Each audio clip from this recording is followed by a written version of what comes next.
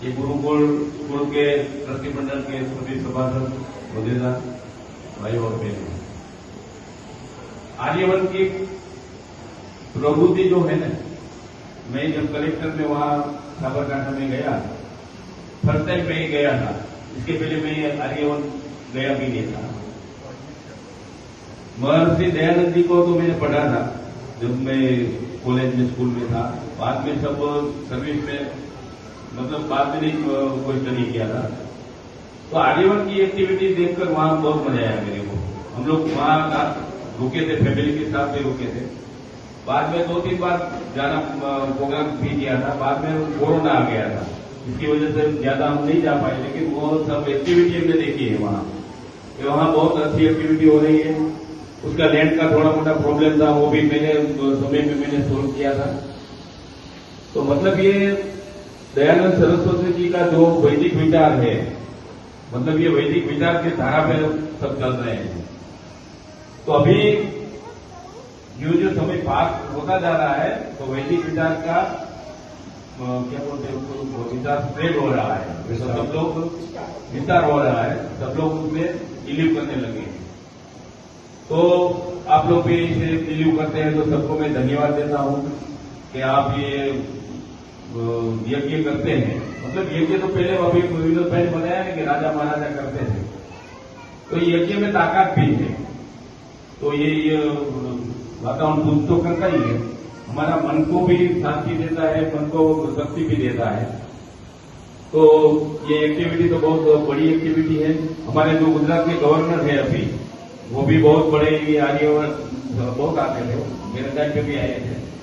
और इसके बाद भी हम लोग, मैं रिटायर हुआ, बाद में प्रोग्राम में भी मैं गया था, कभी भी आए थे। तो ये हमारे वैदिक विचार को आगे कैसे ले जाया जाए, मतलब उसका सबके मन में आदर भाव बढ़े, उसके अनुसार अभी जो ये बच्चों ने गीत गाया ना, उसमें भी कितना वो सब में भी ताकत है कि हमारा जीवन अच्छा बनाना है। मतलब मैं तो इसको ये धार्मिक प्रवृत्ति नहीं है, मैं इसको धार्मिक प्रवृत्ति नहीं मानता हूं।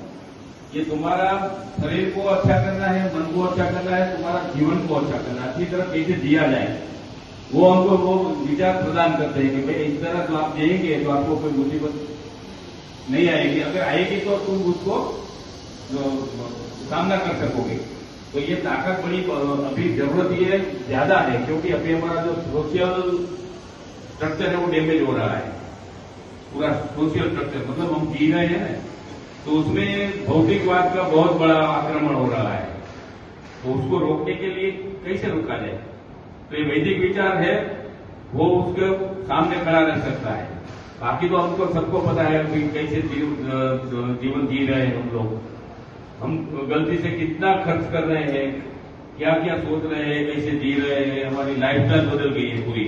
जो हमारे पूर्वजों की लाइफस्टाइल थी, आज बता रहे थे ना कि 200 साल पहले तो कोई अकल नहीं पड़ता था। 200 साल पहले, मान लो कि 150 साल तो स्वामी जी का हुआ ना, महर्षि दयानंद सरस्वती, कितना 150 हो गया होगा, इससे ज्यादा, 200। तो उस समय भी जिसने तुम लोग तो सब मेरे से ज्यादा विद्वान हो इसमें, मैंने जो पढ़ा है उसमें उनको कितना कष्ट सहन करना पड़ा। ये विचार फैलाने के लिए कितना विरोध हो रहा था।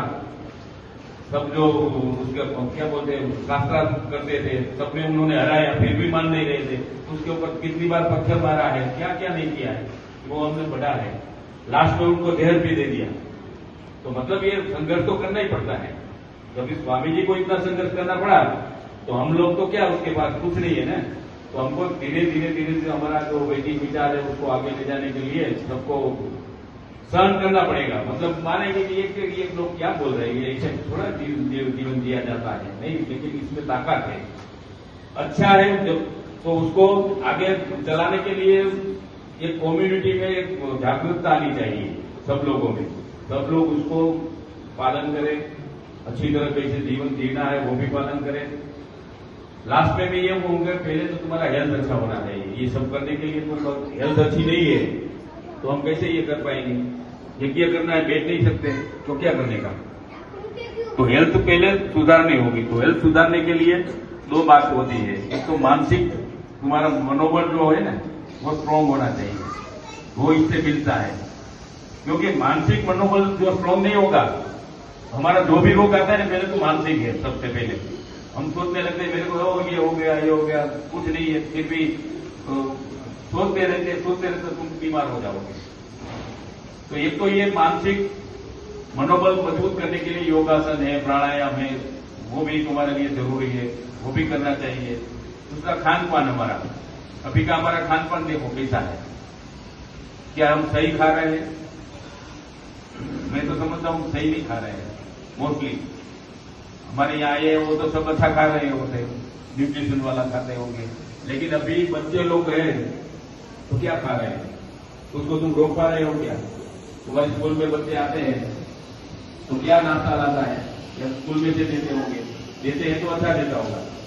लेकिन अभी जो एटमोस्फियर ऐसा बिगड़ गया है ना, तो सबको फास्ट फूड में बहुत मजा आ रहा है। क्या फास्ट फूड हमारे लिए जरूरी है? दूसरा नहीं खा सकते क्या? हमारे बच्चे नहीं खा सकते। लेकिन वो जो अटैक हो रहा है ना, मतलब हमारे बच्चों को नहीं देना है, मोबाइल भी नहीं देना है इनको, तो क्या करेंगे?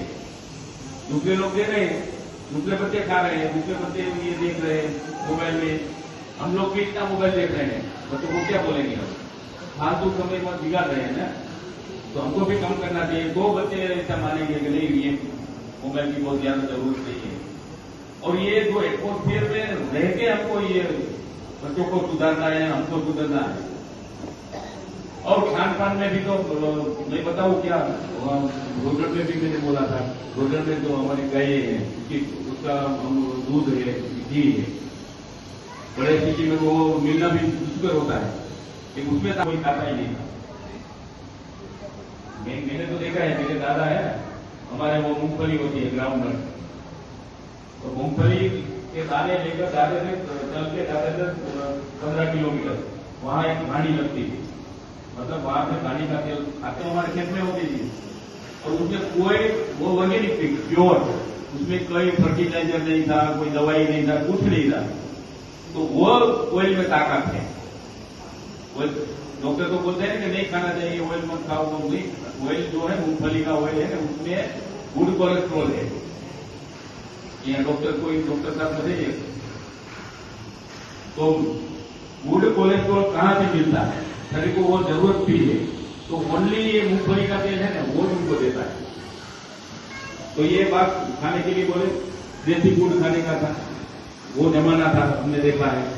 देसी फूड बेकरी बोलते हैं ना, तो वो हमारे मटका में रखते थे, ये पानी हम रखते हैं उसमें भरते थे, और जो ये इतनी गर्मी जब होती थी ना, तो कई बार तो वहां से निकल के आगे उसका स्प्रेड हो जाता था। वो फूड में ताकत थी, आज वो नहीं है, ऑर्गेनिक तो फूड है ही। तो ऑर्गेनिक फूड अगर मिलता है, शुगर तो खाना ही नहीं चाहिए। डॉक्टर लोग तो ये बेटे वो बोलेंगे शुगर मत खाओगे, तो शुगर तो नहीं लेना है, लेकिन कितना शुगर खा रहे हैं, जरूरत नहीं है, क्योंकि ये जैसी नहीं है। हमारे शुगर के आज मैं बताऊँ, मैं तो 65 का हुआ, तो 60 साल के पहले की बॉडी जो हमारे शुगर की थी, उसकी बॉडी में हमारी बॉडी में काफी चेंज है। अभी मानसिक स्तर से हम ज्यादा काम कर रहे हैं, फिजिकल करते नहीं, तो हमको क्या होने वाला है? हमारा बॉडी अच्छा रहेगा नहीं, बॉडी जब अच्छा नहीं रहेगा तो अच्छा काम कैसे करोगे? जो भी करना है वो कर ही नहीं पाएंगे। तो हम जितना भी हो सके हमारा पहले बॉडी को अच्छा कीजिए, अच्छा खाना खाइए, बाकी कसरत भी होनी चाहिए। पूर्वज लोग तो काम करते थे, लाइट भी नहीं थी, बहुत सी बात थी। मैं आज देख रहा हूं, मेरे गांव में भी लाइट नहीं थी, नहीं पड़ता था, तो अच्छी बात थी कि शाम को सो जाते थे, खाना कब हो जाता था? सबसे पहले। वो तो ये मैंने भी देखा होगा, कई लोगों ने देखा है। तो ये अच्छी बात इसलिए थी कि तुम्हारा खाना अर्ली हो गया, तो उसको पाचन के लिए तो टाइम चाहिए ना। आयुर्वेद की भाषा में बात करें तो पाचन के लिए टाइम चाहिए, तो सो गए और 4-5 बजे उठना था। उठने के बाद लोग तो काम पे चले जाते थे, तो वो उसके समय अभी हम बोलेंगे कि ऐसा जीवन तो बड़ा जीवन होता है, भाई हमारा पैसा कहां जाएगा? वो बात भी सही है, पैसा तो कमाना ही पड़ेगा, तो ज्यादा नहीं कमाना है। अभी हम क्या कर रहे हैं? ज्यादा पैसे की दौड़ में चल रहे हैं ना। मेरे पास एक फैक्ट्री है तो दूसरी बनाओ, एक कार है तो दूसरी कार चाहिए, एक बंगला है तो नहीं चलेगा, ये 2 बच्चे हैं तो 2 का 2 बंगला चाहिए। एक में नहीं रह सकते। अभी ये वो भी है, पैसा की जरूरत तो है, अच्छा जीना है हमको, हम बोलते हैं ना अच्छा जीना, अच्छा कपड़ा पहनना है, अच्छा गाड़ी होना चाहिए, वो सुख में जाना है, वो उसके लिए पैसे चाहिए, पर पैसे के पीछे मत भागना है, संतोष रखना है। तो हमारे पूर्वज में क्या था, संतोष का जीवन था उसका।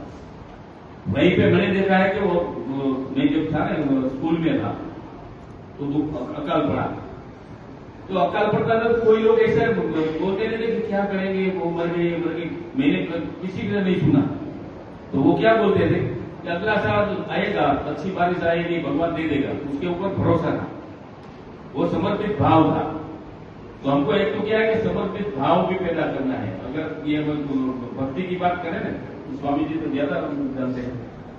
तो मेरे मन में काम, क्रोध, रोग, कोप, लाभ, लोभ सब है, वो मेरे को निकालना है। तो उसकी जगह क्या आना चाहिए, प्रेम, करुणा, दया, ममता, विश्वास, श्रद्धा, भक्ति। अगर वो आ जाए तुम्हारे में और पूरा भाव, समर्पित भाव आ जाए, तो तुम्हारा जीवन का कल्याण हो जाएगा। दूसरा क्या, भक्ति, यही भक्ति है। हमें वो निकालना है और लाना है क्या, अच्छे भाव लाना है, और पूरे भगवान को पूरे भाव से, श्रद्धा से समर्पित हो जाइए तो हमारा कल्याण ही कल्याण है। अस्तु, सबको खूब धन्यवाद। ज्यादा बोल गए